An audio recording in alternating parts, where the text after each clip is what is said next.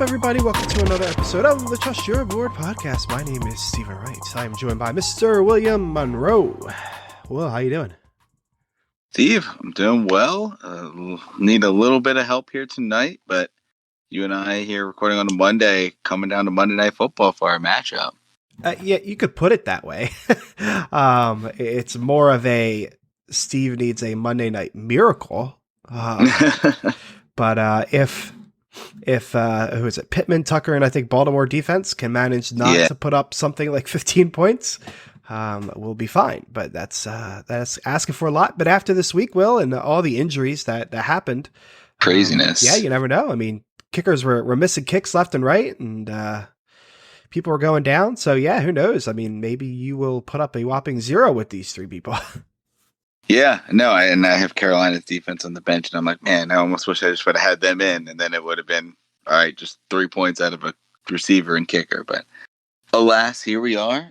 I have 3 matchups that are coming down to this Thursday night game. You want a fun little injury story? I don't know if you remember this, but every once in a while when I'm bored, I wander into like the record books of our league.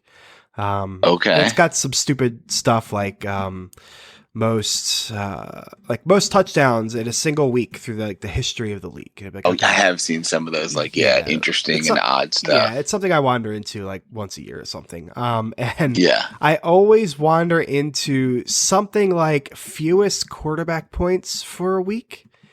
And I always go back. A negative number? No, it's flat out 0. And it's me. From one year I was streaming quarterbacks, and I think it was Brian Hoyer. The Bears quarterback had gone down, and I think Brian Hoyer was the backup, and he was facing the Packers, who had a bad defense at the time, on like Thursday night. And I was like, this makes sense. He's going to have to throw the ball a lot. I had Alshon as well, so I had to stack. And I think the very first play of the game, he broke his arm. Oh, and he got 0, and then like Alshon put up like 1 point, and I think for the week I had like 40. It was just a bloodbath. So yeah, every time like injuries come up, I think back to that game, and it's like, damn it, that is brutal. Terrible. Yeah, fun stuff.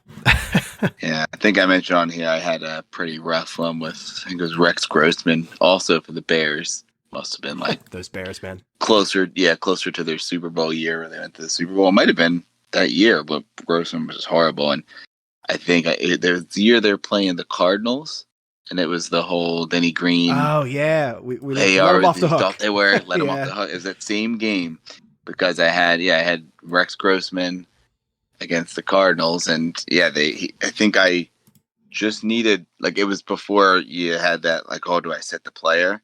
You just never sat players, and I think I was winning by like 2 or 3 points. And he was done. I had just Rex Grossman, and Grossman ended up with negative like 10 points. Wow. Some ridiculous amount where he had like 17 yards and like 4 interceptions and a fumble. It was horrible. That is brutal. Good Lord. And like clearly, Denny Green, if you do that to a quarterback, you should not lose game. But the Bears defense was incredible and took them to the Super Bowl. Yeah. Either that year or around then. So.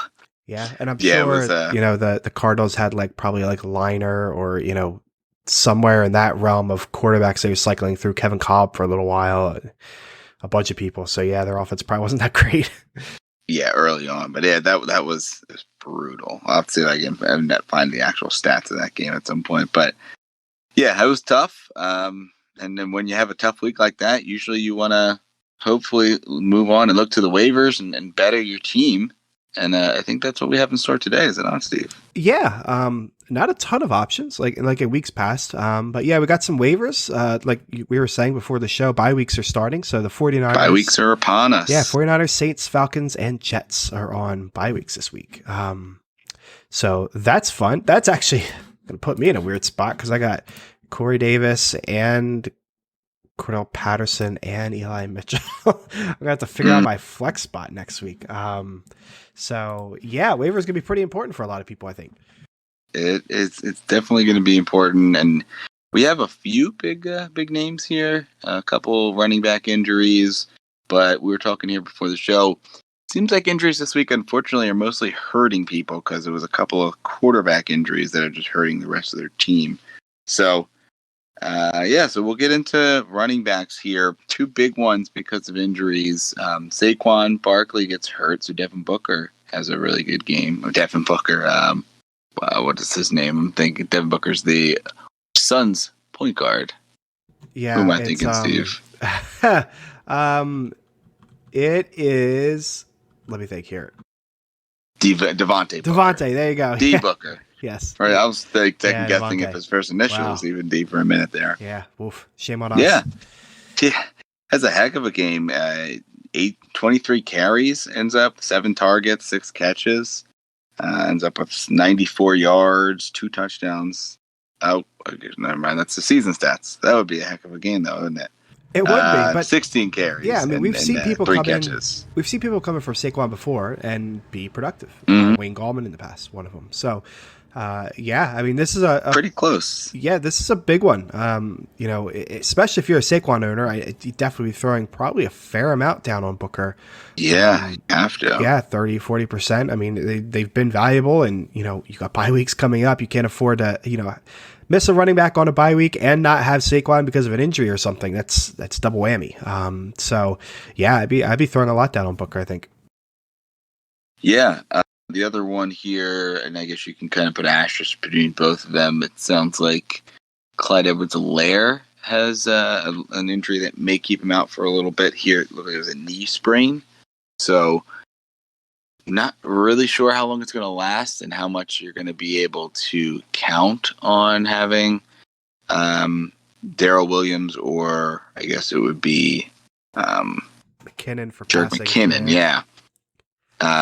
But both of them seem to be in decent spots. Now, they got Washington this week, who their defense has not been playing well, but I feel like I'm just waiting for the defense to wake up one week and just shut down a team that you're not expecting. I don't know about the Chiefs, but maybe they commit to shutting down the run game there, without Clyde Edwards-Helaire. Any interest there in Darrell Williams or even Jerick McKinnon, I guess? Not so much of McKinnon. He'll get the passing down work and he'll probably be okay. But Darrell Williams is interesting. Like you said, I don't know what kind of how long it's going to last. Maybe 2 weeks. I'm also not sure when the Chiefs bye week is. But I'd rather have Booker. But Williams, I'd be willing to throw something down with him. Something in the teens, I guess. Mm-hmm. Next, we got a couple of rookies here. Cleo Herbert, Kenny Gainwell, and I threw Michael Carter in there as well. Carter's got his bye this week, so may not have to spend up on him, but he's been looking better and been seeming to be kind of the top back on the team. Not a great team, but if he's going to get the carries, you're not going to complain. So Carter's someone you might be able to stash, or maybe he ends up getting dropped. He's owned in 54% of leagues, so probably owned in most places, but keep an eye out for him. But Cleo Herbert had 18 carries with David Montgomery gone. I think everyone assumed it was going to be Damian Williams. And I think they both played well, but Cleo Herbert, more carries, I think, than we expected. Yeah, I think the issue with that is, was this what we're going to see moving forward, or is this, Damian Williams, still being, obviously he's well enough to play, but he got hurt last week. Is he still just in some pain, and to manage that, they put him into a split with Herbert and gave Herbert a lot of work. And no targets for Herbert, 18 carries, 75 yards. So not the most efficient either. Yeah. And I believe Williams was the guy for the red zone too. So Herbert looks like a between the 20s guy with no pass catching.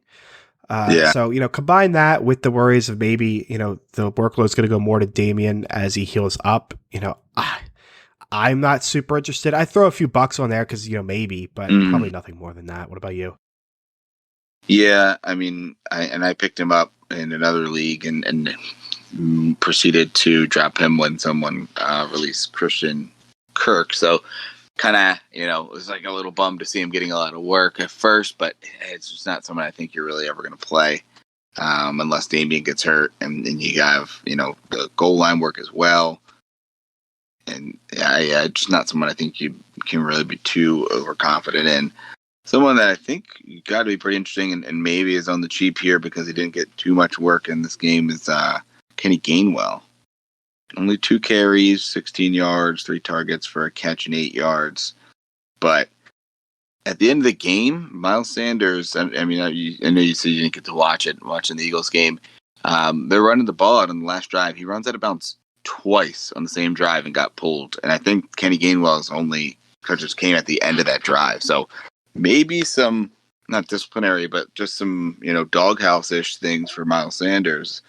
And maybe Gainwell can get back into the good graces because he had a really good game against Kansas City. Yeah, I just feel like he's going to be this guy like Logan Thomas last year where he's going to be on the waiver episode every year. And that's because like his without an injury or, like you said, Sanders going into doghouse and Gainwell kind of taking over for week 2 and then solidifying the role. He's just going to have these games where he'll have 3 catches for 20 yards and he did nothing for you. And then there's a game where he'll have 5 catches for 25 yards and a touchdown. And it was a great flex option. So he's just going to go back and forth. And, people aren't going to trust starting him. His rostership's never going to increase to the point where we take him off. It's kind of my feeling. But again, injuries, like you said, the doghouse scenario, he should be stashed, rostered at 41% of leagues. I think that's low. Yeah. Especially for a running back that has a shot, with the guy ahead of him. So, and the other running back we have here, Sony Michelle, rostered 50% of leagues here. He's got the Giants coming up.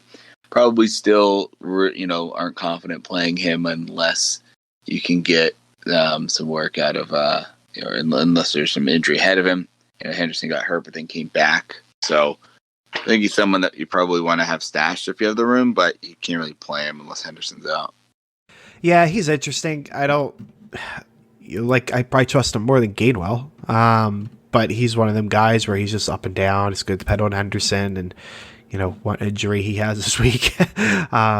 So again, I think he's worth being rostered. 50%, I think is low. I think it should be a little bit higher than that, but, he could be an important piece going into bye weeks, right? Yeah, absolutely. So that'll wrap up our running backs here. Anybody else come to mind before we flip over to wide receivers? Just he's not going to be out there, but Eli Mitchell, I think he's available in like 30% of leagues. He was the guy on his return. Take a look. Maybe he's being dropped because the 49ers are on a bye week this week or something, but if he's out there at 30%. He should be rostered in probably 100% of leagues. All right, so we'll move to wide receivers here. First one, I think, probably going to be top of everyone's mind, Kadarius Toney.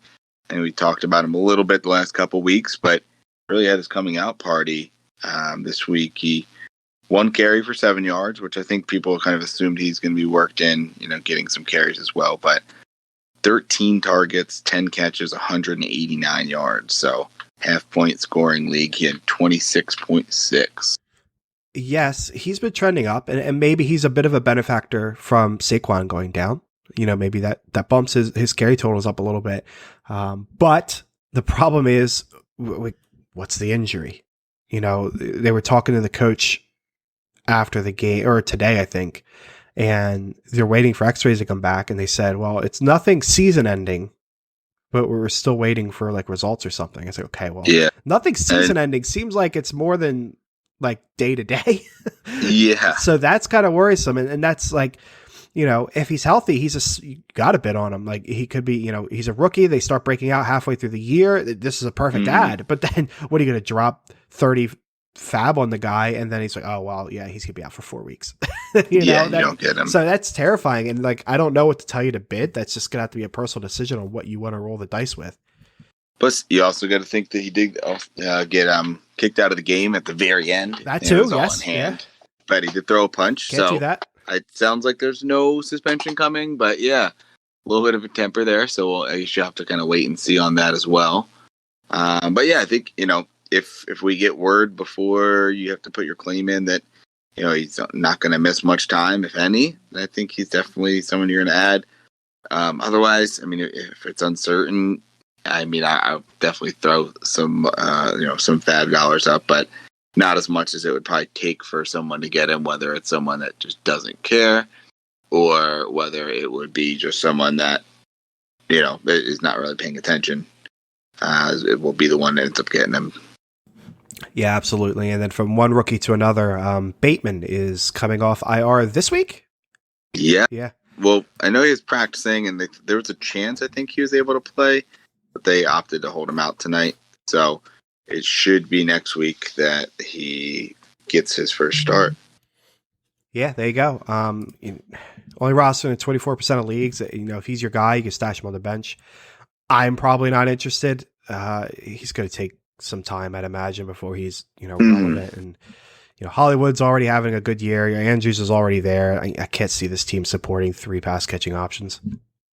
Yeah, it's going to be tough. But I do think he's got some value, and we'll see. With rookies, you got to see which ones come in and just look like they're difference makers. We're seeing it with Jamar Chase to a degree. We're seeing it with Devontae Smith, just, the guys that are just clearly better than most of the other receiving options. So if Bateman comes in, is healthy, and then after a week or two, it just, it's clear that he's the best receiver on the team, he's going to command more targets. And we are seeing Baltimore throw the ball more than we're used to as well. So definitely worth a roster stash, but you're kind of playing that wait and see game.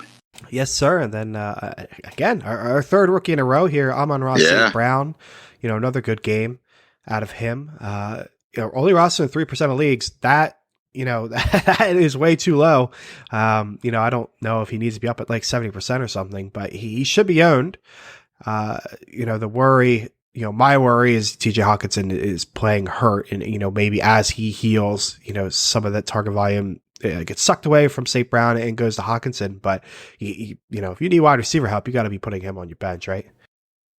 I mean, back-to-back games with 8 targets, back-to-back games with 10 fantasy points here and half-point scoring, not getting a touchdown. So you got 6 for 70, you got 7 for 65. So you're loving to see those target counts and him catching, the vast majority as well.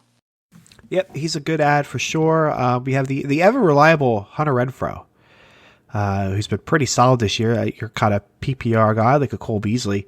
Rostered at 45% of leagues. He's interesting. Yeah, another 6 for 56 on 8 targets. He's had 8 targets the last 2 weeks, 6, 7, 9. So you're getting the targets there. Touchdown is just an extra bonus, but you're just, you're banking on the targets and any type of half or full PPR. I think full PPR is probably a must start at this point. With the volume he's getting, half PPR is probably a decent flex option. Yeah, and he's probably not somebody that's going to blow you away, but you got 2 wide receivers on bye. You need to plug somebody in. He's going to give you a nice baseline. Yeah, fill the void. We also have Mikol Hardman had a pretty decent game. He Chiefs wide receiver. For anyone that's not paying attention to that part, he 12 points, 12 targets, 9 catches, 76 yards. So another good game for him. And then the one thing with him, he's going to be up and down. I mean, this is probably the most targets I think he's had all year. He had 8 targets one other week, but everything else has been like 5 or less. So a lot of boom or bust here. It doesn't look like he's got 1 touchdown on the year. So the touchdown games, you're going to love it. The other games, it's going to be a little more mediocre. But it is on Chiefs offense. So what do you think about Mikol? He is what he always is, and that's just somebody that might boom, and he might just bust for you. Like you said, 12 targets this week. He had 3 the week prior, 4 the week prior to that. Week 1, he also had 3. So he's tough. 3, 8, 4, 3, 12. That tells a story right now. Good or bad, good. Bad, good. From a target standpoint, he had a touchdown in one of those weeks, like you said, and he was decent for fantasy, but that's what he is. Maybe he gets more consistent and improves as Mahomes improves, because Mahomes hasn't, he's been throwing some picks. He hasn't been, as good as he has been in the past. So, maybe he improves on that front. And with that said, he's got Tennessee coming up. He's got the Giants coming up, potential shootout with Green Bay. So he's got some interesting matchups coming up. Washington this week. That might be tough. But he's your typical kind of boom bust guy for me. And our last option here, Tim Patrick at wide receiver, down to 31% owned. I think people, had that, week 2 was his big pickup week. And then people got a little bummed that he, didn't blow anyone away, but he here in half point scoring has had double digit fantasy points in 4 or 5 weeks so far. So he's been just consistent. Another 9 target, 7 catch, 89 yards this week. He's a guy that I think you're going to be able to at least have on your bench, fill in for bye weeks. Probably not thrilled to start him, but someone that, when you are short on bodies, you can definitely plug him in. Yeah, he's a solid guy. He has some upside to him. His floor is kind of low, but he probably be pretty consistent for you and have a nice boom game here and there. Again, you got to be watching for Jerry Jeudy's return whenever that's slated to be. But yeah, for now, again, help you get through his bye weeks. He's a pretty good ad. Probably if he's still out there in your leagues, you probably get away just throwing a couple bucks on him. I would assume. Yeah, you probably don't need to spend up on him much. Move over to tight ends here. I'll kind of run through the list. A couple of high rostered guys, a couple of really low rostered guys. So you got Zach Ertz, 37% owned versus Tampa. Hunter Henry, 46% versus Dallas. Kind of similar situation between the two of them. Paired tight, with another tight end on their team. Not the best passing attack, but going up in matchups that probably is going to have their team throwing the ball a lot, trying to keep pace. So Zach Ertz, Hunter Henry, either of them interest you? I mean, not really. Ertz is interesting. He had a bad week this week, but he's had some good weeks. He's getting the volume, so he's a solid guy you could plug in. Hunter Henry's, I think, had 2 good weeks in a row. Again, one's against Houston, and Houston's terrible against tight ends and a lot of other positions, but he's okay. New England just feels like one of those teams where every week it's just going to be someone different in the passing offense. Yeah. It's going to be hard to rely on him. So of the two, I would go with Ertz. Henry's fine, but it's going to be hard to rely on either of them, which is, that's tight end waivers, right? Yeah, I think you're just kind of calling your shot on either one. I think Henry, maybe has a better chance of kind of claiming the top passing target there, where there's just too many other options. Goddard's right there with Ertz, and then you have Jonathan Smith. They're going to give Rager options. So I think it's just going to be harder to figure out the Ertz gains. But I wouldn't mind taking a shot on Henry if you really need to. A couple of other options here at tight end. We've got 3 guys all under 5% roster. David Njoku, completely blown up game here this week. Maybe unexpected just with the other passing targets that they have, but 3% rostered going up against Arizona, so another maybe playing catch-up game. Ricky Seals-Jones for Washington, 2% rostered versus Kansas City. And then Dan Arnold making his debut, I believe, for Jacksonville, 4% rostered versus Miami. Any of the 3 of them interest you? Not really. I mean, Dan Arnold looked good. The Seals-Jones has been pretty reliable. So of the 2, I'd probably go with Seals-Jones just because I trust Washington a little bit more. I'm not going with Njoku. Oh man, quick call out. Remember how elite that tight end class was supposed to be? Yeah, Evan Ingram, man. OJ Howard, and Njoku, all 3 of them. I don't know if you want to call Ingram a bust. He's technically a starter, but as far as expectations go, all 3 of them busts. That was terrible. It's really tough to look back at that. It is, but yeah, I don't trust Njoku. I mean, maybe this builds some confidence and he could come into form, but I think he's on year 5 or something. I don't see it happening. So yeah, I'll take Ricky, I guess. How about you? Yeah, I probably lean Arnold just because I think there's maybe a little more staying power there. We're not sure what Logan Thomas is looking like. If you've got a deep bench, I don't hate just throwing Njoku on your bench and seeing if he can get some back a couple weeks, put together. But yeah, I'm not super confident in it, but I wouldn't mind, checking it out and seeing what happens. Indeed, and now we're going over to our quarterback streamers here. So we got 5 options here. Let's see which ones we like. We got Big Ben versus Seattle, Carson Wentz versus Houston, Sam Darnold versus Minnesota. I'm surprised. He's still only 59% rostered. That's crazy. Justin Fields versus Green Bay, and Heineke versus Kansas City. Who do you like? Yeah, I feel like there's a lot of decent matchups. I feel like there's not a lot of guys that'd be thrilled to play. I think Darnold probably has the toughest matchup of them all, but he's the one that you trust the most as well, and probably is not on this list. But he didn't have a great game against the Eagles. I mean, I obviously want to see what Carson Wentz does today. Tough defense here against Baltimore when we're recording Monday night, but that one could be interesting. And then I mean, Fields and Heineke, I feel like I like the matchups. You know, you're going to be playing catch up. I probably look at Fields more than him, but it's interesting. Kind of feel like him, Wentz, and Heineke are all in the same boat when it comes to, you know, your trust in the player, but then going up against a matchup that you think you might be able to exploit. Yeah, it's a tough one. You know, I would take Darnold over the group. Again, he's rostered the most, so he's going to be the least likely to get. Outside of that, yeah, it's a tough ass. I'd probably go with Wentz. I probably feel more comfortable with him against Houston.